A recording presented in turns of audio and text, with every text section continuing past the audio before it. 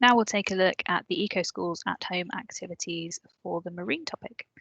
The first category thinks about rivers and canals, and for nursery students, we want you to identify your nearest stream, river or canal. So think about what we have in Leicester, and then we want you to think about all of the things that you might find in it.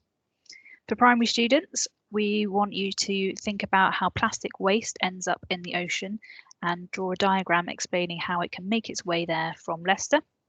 And secondary and college students, we want you to think about not just the plastic side, but also if any pollutants end up in our waterways.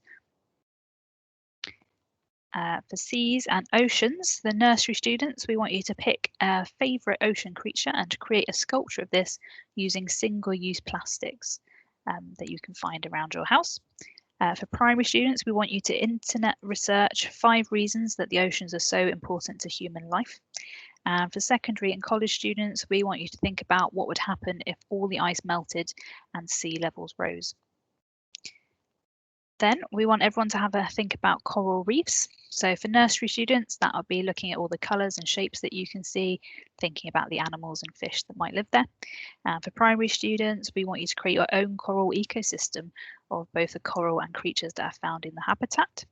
And for secondary and college students, we want you to think about coral bleaching and how climate change is affecting the coral reefs. Then we have a topic called beaches. So for nursery students, we would like you to design your absolutely best perfect sandcastle. And if you have a sandpit at home, you could even design it and create it. For primary students, we want you to work out how far it is to your nearest beach and what creatures you might expect to see when you get there, and then to create a sculpture of one of these using single-use plastics that you can find around your home. Then for secondary and college students, we want you to think about how you can design a fashionable beach outfit that's made entirely out of ocean litter. Then finally, we want everyone to think about marine life using the Marine Stewardship Council website.